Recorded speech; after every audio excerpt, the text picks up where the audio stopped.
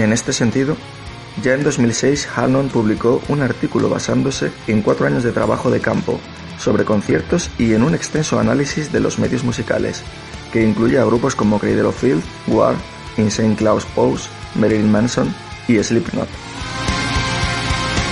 Este artículo muestra cómo el metal extremo y su cultura carnavalesca expresan una política de resistencia desalineante. Aplicando la multifacética conceptualización de Batgin sobre lo carnavalesco grotesco, el autor explica cómo el realismo grotesco en la música, y especialmente en las actuaciones del metal, constituye una alternativa liminar protoutópica a las realidades impersonales, conformistas, superficiales, desiguales y adormecedoras del comercialismo, y más abstractamente, una resistencia a una sociedad del espectáculo y la nada. Así de claras son las conclusiones del artículo de Hanlon.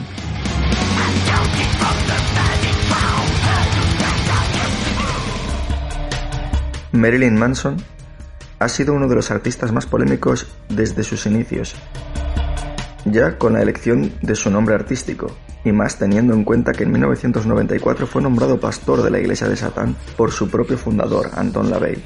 Pero en mi opinión, Manson es más un provocador de lo grotesco. De hecho, la evolución del artista ha tenido que ver más con sus propios demonios que con los de otros universos. En su último disco titulado We Are Chaos, en el tema Infinite Darkness, dice así: mis sucios sueños están llenos de fantasmas, ahogándose en el charco poco profundo. Mi lodo y mi barro son más espesos que el más rápido de mis demonios. El negro es real, no se puede ocultar. Los corazones son los más oscuros.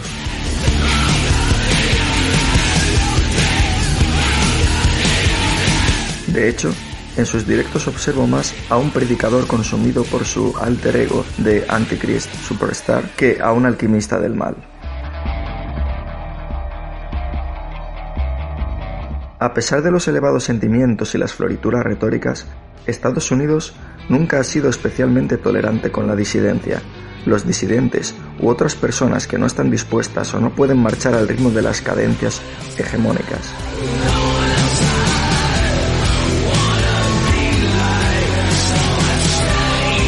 Aunque los focos de esta intolerancia son numerosos, este capítulo aborda un conjunto de objetivos culturales nacionales. Uno de ellos ha sido Marilyn Manson y su influencia sobre los jóvenes. Así lo exponía Muzzatti en 2016, añadiendo: como tal, Manson examina las formas en que los bricoleurs epistémicos, es decir, quienes utilizan el uso de pensamiento mítico religioso opuesto al científico, cómo transforman el descontento, la alineación y las críticas sociológicas incrustadas en el estilo, las imágenes y la producción artística en criminalidad, a través de la deslegitimación y la alteración mediada por las masas. En definitiva, es una forma de control al que Manson se opone, y así lo muestra en su imaginaria y en sus vídeos, en sus directos, etcétera, etcétera.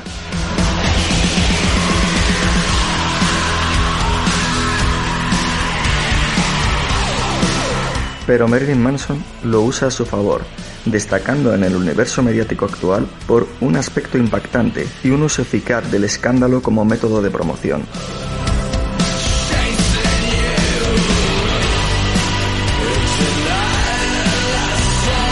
Y yo voy más allá, como un método de protesta, de provocación. Lógicamente, los vídeos musicales son esenciales para el desarrollo de la personalidad mediática del grupo y de su líder, por lo tanto, se les presta una cuidadosa atención y pueden ser considerados como algunos de los ejemplos más atractivos del género del vídeo musical en los últimos años. Pero hay quien va más allá de la música o los vídeos y apunta a un tercer arte, el literario. Michion Lambert publicó en 2020 un artículo titulado Traducciones, adaptaciones, citas de la poesía de Baudelaire en música metal. Una anti-alquimia, citando entre otros el trabajo de Patek de 2005 titulado Gótico, el romanticismo oscuro de Baudelaire a Marilyn Manson. Baudelaire fue un poeta incluido entre los poetas malditos de Francia del siglo XIX. debido a su vida bohemia y de excesos, y a la visión del mal que impregna su obra. Se dijo de él que fue el Dante de una época decadente. Y el poeta de mayor impacto en el simbolismo francés con influencias como Edgar Allan Poe. A menudo se le acredita de haber acuñado el término modernidad para designar la experiencia fluctuante y efímera de la vida en la metrópolis urbana y la responsabilidad que tiene el arte de capturar esa experiencia. El estudio de Lambert examina cómo los músicos de metal se apropian de la poesía de Baudelaire, una de las fuentes favoritas de la intersemiosis o transmutación de las letras del metal.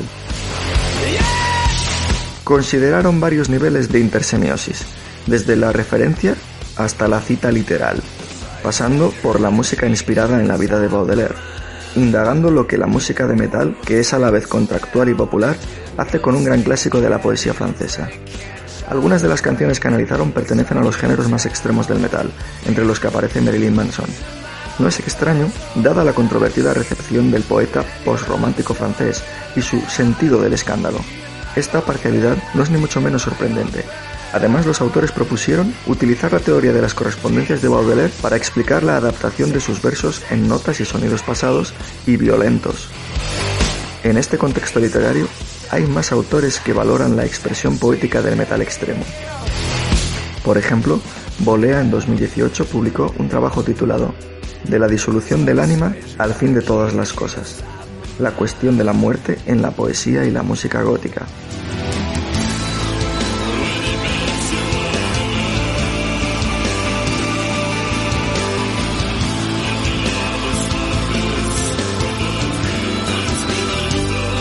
Bolea analizó el tema de la muerte en canciones de metal gótico publicadas entre 1995 y 1999.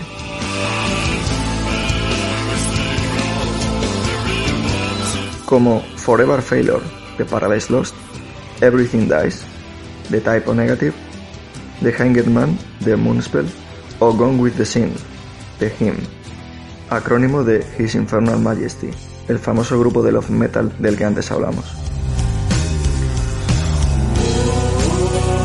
Los subtemas que más le interesan a Bolea son la muerte del ánima, el suicidio del yo y la muerte universal. Y compara sus trabajos con los de varios poetas rumanos del siglo XIX y XX, como Mihai Eminescu, Iuliu Cezar, Savescu, George Bacovia y Lacovescu, que tienen en común la búsqueda del nihilismo y que utilizaron la muerte para potenciar su universo poético nihilista. El autor rastrea los subtemas mencionados en algunos de sus poemas más espectaculares. Esto demuestra cómo algunos autores consideran al metal no solo como música, sino también como letras trabajadas, como poesía bruta.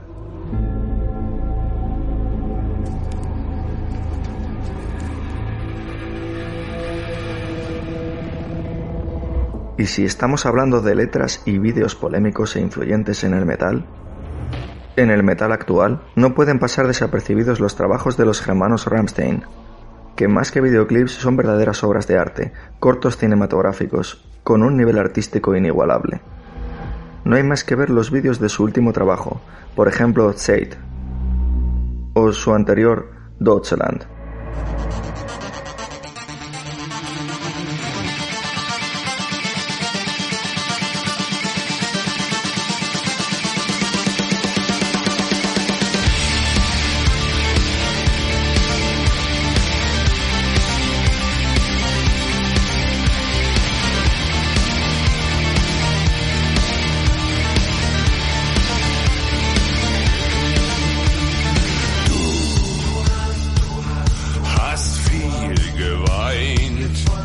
Y así, en relación con Alemania, se basan algunos de los estudios de los teutones cuyos directos en la actualidad son tan apoteósicos que apenas existen bandas que puedan superarlos, incluso bandas legendarias con mucha más carrera a sus espaldas.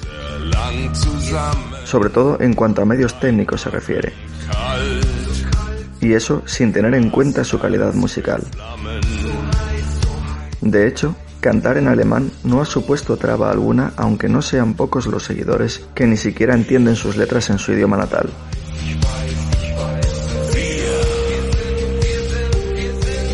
Metal Vikingo metal teutónico, metal mesopotámico. Este tipo de etiquetas son habituales en el discurso de los aficionados, los medios de comunicación y el mundo académico. Mientras que algunas investigaciones han estudiado estas etiquetas y las han relacionado con la presentación escénica del artista, los vídeos musicales, las obras de arte y las letras siguen faltando, desde la perspectiva de la producción y la interpretación musical. Cómo difieren musicalmente estas etiquetas asociadas a la cultura y geográficamente. Recientemente, en 2021, un artículo de Herbst explora las características de producción e interpretación específicas de la cultura del metal teutón, centrándose en cómo el metal de Alemania se diferenciaba de las producciones británicas y estadounidenses, referencias en cuanto al metal se refiere, en las décadas de 1980 y 1990, época en la que el metal se extendió por Europa continental y el speed metal alemán alcanzó una reputación internacional por su original interpretación del metal. El estudio se basa en un diseño de entrevistas cualitativas con 3 productores discográficos que fueron cruciales para el auge de los sellos del metal alemán y sus grupos, como fueron Harris Jones para Noise Records, C.G. Bem para Century Media y Charlie Bauerfeind para Steamhammer. Los resultados sugieren que las actuaciones difieren entre las bandas de Alemania, Estados Unidos y Gran Bretaña, en lo que respecta al tiempo, la precisión rítmica, la sincronización del conjunto y la expresividad.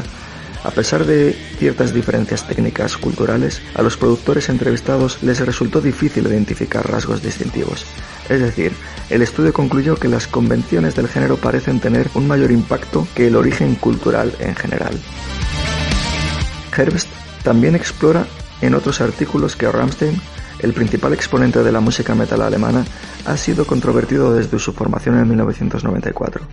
Su artículo analiza la firma sónica de Rammstein desde la perspectiva del arte de la producción discográfica. Descifra la política del sonido de Rammstein, que está inextricablemente ligada a la exageración de los atributos alemanes y las asociaciones que se les atribuyen. Los resultados sugieren que, aunque las producciones de Rammstein enfatizan algunos estereotipos alemanes específicos en su sonido, incluso hay quien siempre comenta el agresivo modo de pronunciación de su vocalista Till Lindemann, su estética general es internacional. Esta fina línea cuidadosamente elaborada entre la alteridad exótica y la conformidad con los estándares del pop ha hecho que Rammstein tenga éxito en el mercado global de la música pop durante más de 2 décadas. Debemos hacer hincapié, al escuchar la palabra pop en un artículo de género metal industrial, que el autor cita el pop entendido como todas sus variantes, el cual es uno de los géneros musicales más escuchados del planeta. Este inciso se debe a que cómo es posible que una banda pionera del metal industrial más pesado, que canta en alemán, ha traspasado las fronteras de su estilo musical. Además, Herbst, en consonancia con otros autores como González Aldea, etc., enfatizan que la estética de la producción debe entenderse con el trasfondo de la experiencia de la banda en la reunificación alemana y lo explica así. Rammstein se fundó como un medio para que los miembros de la banda aceptaran su nueva identidad alemana. Al principio, la banda se enfrentó al shock de la reunificación y las realidades de las sociedades capitalistas occidentales, ya que ellos crecieron en la región oriental. Posteriormente, la banda persiguió 2 objetivos más: mejorar la historia de su país en la percepción extranjera y ayudar a los alemanes a hacer las paces en el pasado de su nación. Estos objetivos se consiguen adoptando estrategias de la música industrial para su curso, como la provocación, la ambigüedad, el contraste, la recontextualización y el humor.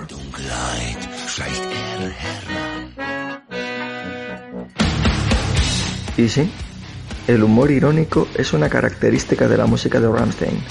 Los resultados de la investigación sobre el metal, realizada por Heise y su equipo en 2019, muestran una comunidad orientada a la acción, socialmente competente y menos estresada, lo que se opone a la suposición de que el metal reduce el bienestar e induce a la depresión.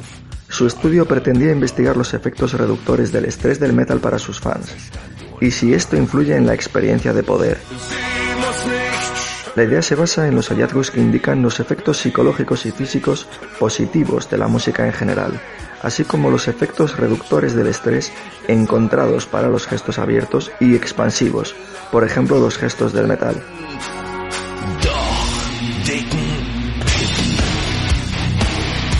Aunque el autor no lo detalla, entendemos como gestos del metal, por ejemplo, agitar la cabeza, levantar la mano con los cuernos típicos que acuñara Ronnie James Dio en homenaje a su abuela como símbolo para espantar los malos espíritus, es decir, como la adopción de un signo pagano religioso. Pues bien, tras aumentar el estrés, los participantes escucharon música metálica o clásica. Mientras sonaba la música, los movimientos de la mitad de los participantes estaban bloqueados, por lo que los gestos metálicos no eran posibles. La música metálica provocó la reducción del estrés de esos movimientos bloqueados, mientras que la música clásica solo redujo el estrés cuando los movimientos no estaban bloqueados. La reducción del estrés predijo la experiencia del poder, pero la música metálica y los movimientos no lo hicieron. Y es que hay quien dice que el metal extremo en sí mismo es su única droga. Como habréis podido observar, no hemos tratado el desfasado lema de sexo, drogas y metal extremo, ya que no creemos que estos abunden menos en cualquier otro estilo, ya no solo de la música, sino de las artes o de cualquier ámbito y rango de la sociedad en general, con facilidad para encontrarlos al alcance de una pantalla.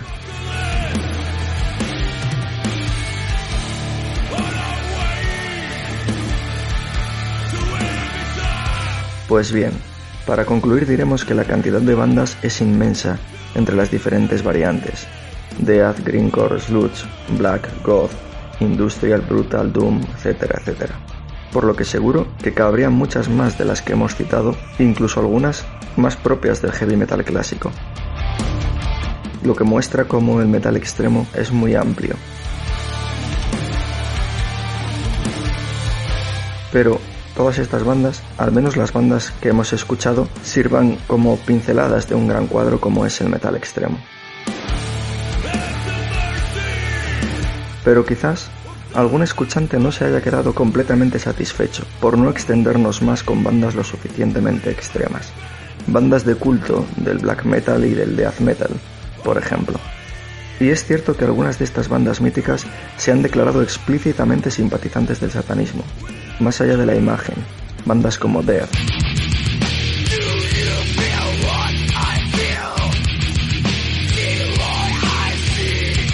Deicide,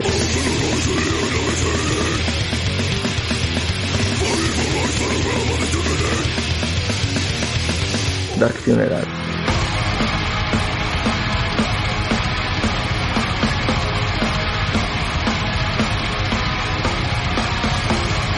Emperor,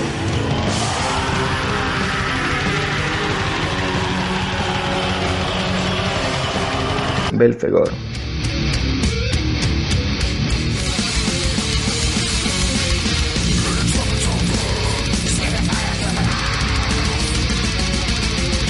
Cannibal Corpse,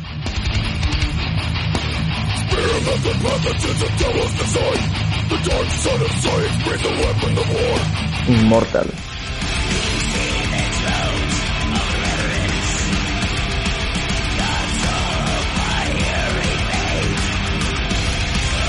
Watain,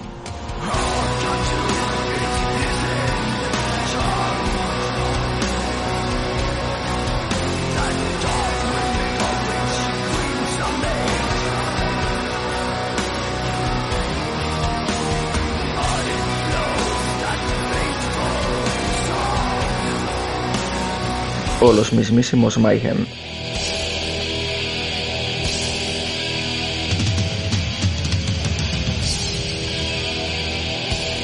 Aunque sobre estas bandas hay numerosa literatura, con numerosos acontecimientos desdichados, haremos un breve resumen del historial de esta última, una de las bandas más conocidas y pioneras del estilo black metal, Mayhem.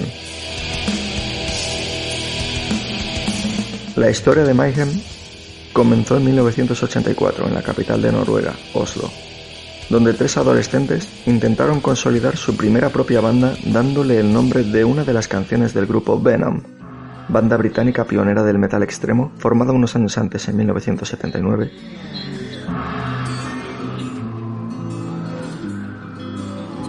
Esta canción se titulaba Mayhem with Mercy.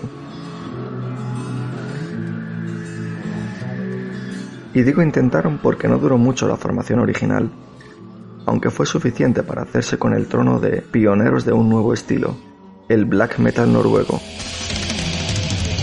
Los nombres de los primeros miembros eran Euronymous, Necrobatcher y Hellhammer. Posteriormente se incorporaría un joven sueco como vocalista que se hacía llamar Dead, tras un episodio que le dejó al borde de la muerte cuando era muy joven. La obsesión de Dead por la muerte era considerable. Considero necesario saltarse los detalles escabrosamente morbosos, por lo que solo haremos unos apuntes, y así mantenemos el misterio para quien tenga curiosidad de indagar más, si es que no conoce ya la historia. Dead se suicidó, y la fotografía del momento se convirtió en una portada. El bajista Necrobatcher se fue de la banda tras aquello, y un nuevo miembro, Varg Vikersen, se unió al grupo. Se sucedieron acontecimientos como intentos de quema de iglesias o destrucción de monumentos por considerarlos contrarios a los orígenes noruegos, hechos que llevaron a algunos de sus miembros a la cárcel. Pero todo esto fue generando un movimiento que iba más allá de la música, pues ya no solo hablaban de destrucción en sus canciones, lo hacían en la vida real. Después, los acontecimientos se tornaron en rivalidades internas dentro de la banda, especialmente entre el líder de la banda y Varg, el nuevo integrante. Las rivalidades continuaron hasta convertirse en enemistades, con diferencias encontradas en el seno de la banda y también, por qué no, ideológicas, cruces de acusaciones, etcétera, etcétera. Finalmente, en agosto de 1993, Varg terminó asesinando a Euronymous con 23 puñaladas y cumpliendo 16 años de condena. En 1995, Necrobatcher, Hellhammer y Maniac se reencontraron en el funeral de Euronymous y acordaron reformar a la banda. Desde entonces, los primeros dos se mantienen en la alineación y han producido al menos 5 trabajos discográficos y siguen realizando actuaciones en vivo. Nosotros mismos hemos visto a la banda en 2017 y podemos afirmar la gran oscuridad de su música, pero en ningún momento percibimos un intento de radicalización, no más allá de otra música si no conoce su historia. No percibimos ningún intento violento ni de radicalización satánica.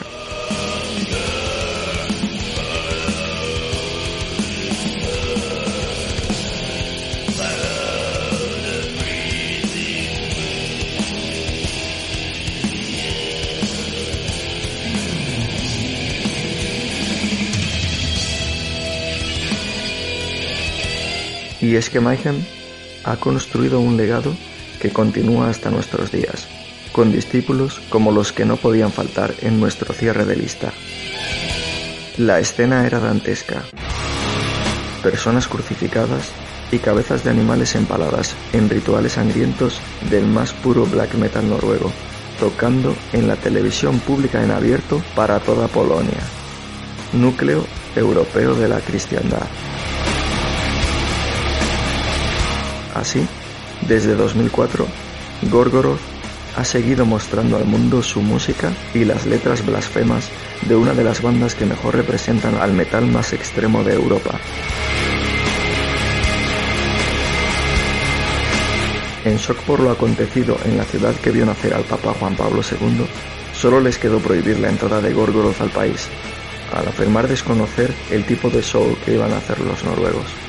Y es que Gorgoroth, como el metal extremo, no es para todos.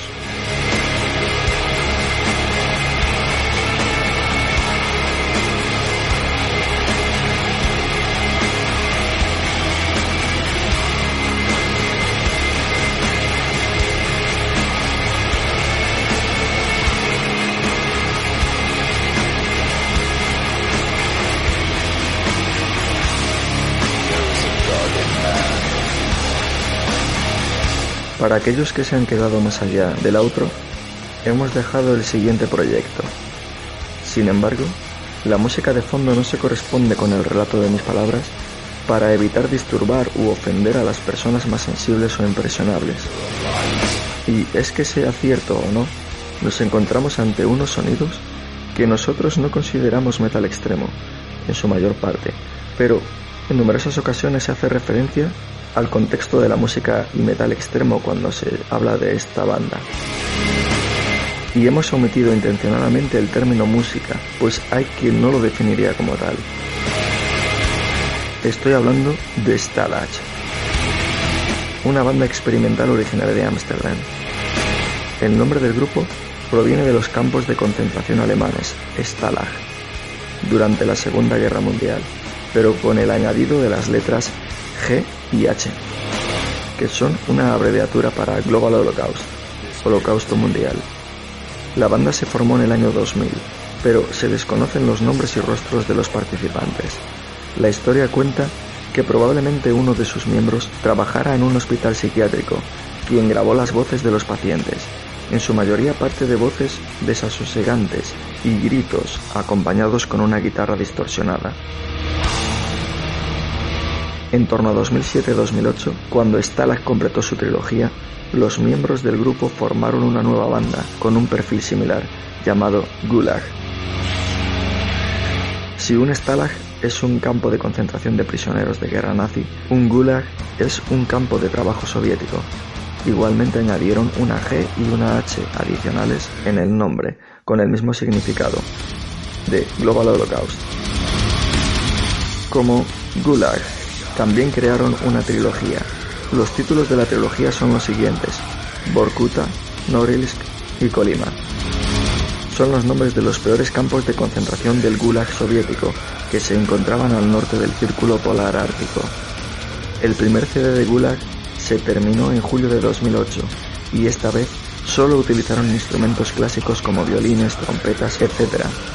Se cuenta que para las voces utilizaron a varios enfermos mentales y a más de 30 niños de un manicomio juvenil. Nuestra opinión, tras escuchar algunas muestras, es compartida con la de algunas de las siguientes reseñas. En Reino Unido: inquietante, pero increíble. En Francia: es más un experimento que un álbum de música. Me gusta mucho el mundo oscuro de Gulags, y creo que es mucho más agresivo que su trabajo anterior bajo Stalag. Y desde Japón, un texto un poco más extenso dice así: no sé qué decir de esto, pero si se lo das a un metalero normal o a un melómano con un pie en el black metal, se cabreará o se enfadará y romperá el CD. Risas, entre paréntesis. No sé hasta qué punto es cierta la afirmación de los locos, pero no me asusta ni me desconcierta porque estos locos son bastante reales a mi alrededor. Puedo escuchar a la gente decir que es menos que una basura desde el punto de vista de la música oscura en general, pero no sé qué decir ahora. Quien escribe la reseña afirma: si me muero, quiero que esta banda venga a Japón para mi funeral. La calidad de esta banda es sobresaliente, como si se hubieran vuelto aún más locos que los tipos de mediana edad y enfurruñados como Burzum y Absurd.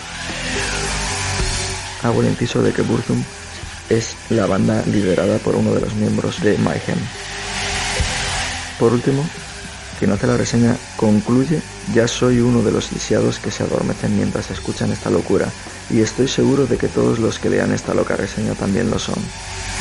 Otra vez risas entre paréntesis y exclamaciones con la expresión "es fantástico".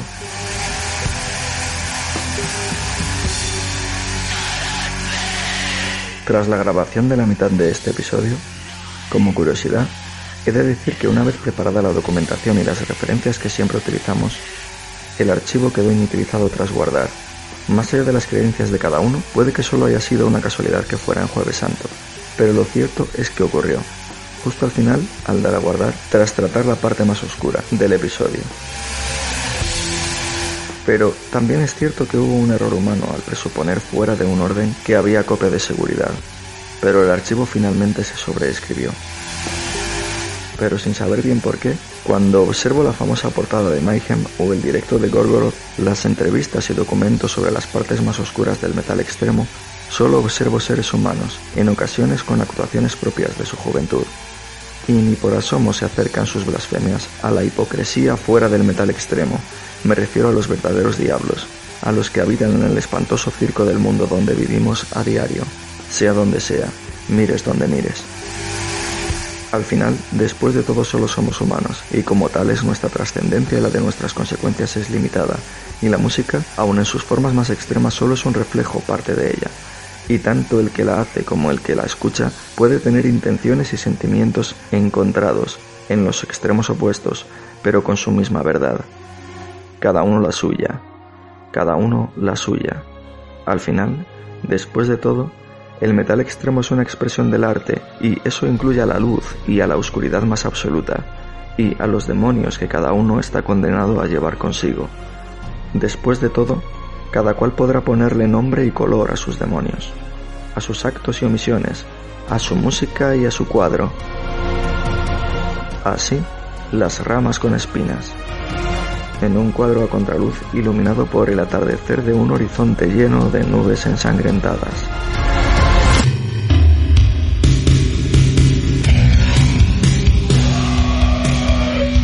De noche, viendo que volvas, las nubes que sangran quedarán. Las ramas con espinas que me dictarán. Las nubes sangrarán.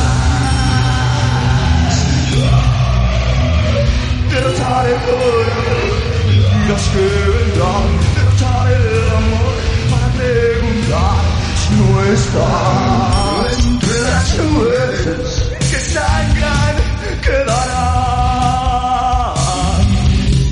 Las ramas con espinas que me dictarán. Las nubes sangrarán.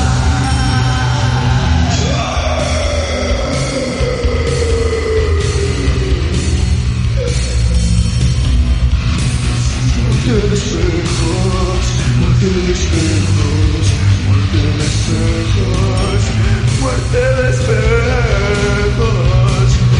¿Dónde estás? Alguien quiso quedar. ¿Dónde tú estás? Alguien estuvo ya. ¿Dónde tú vas? Alguien estuvo ya. ¿Dónde tú estás? Muerte de espejos, muerte de espejos, muerte de espejos, muerte de espejos. ¿Dónde tú vas? Alguien quiso quedar. ¿Dónde tú estás? Alguien estuvo ya. ¿Dónde tú vas? Alguien estuvo ya. ¿Dónde tú estás? Alguien quiso quedar.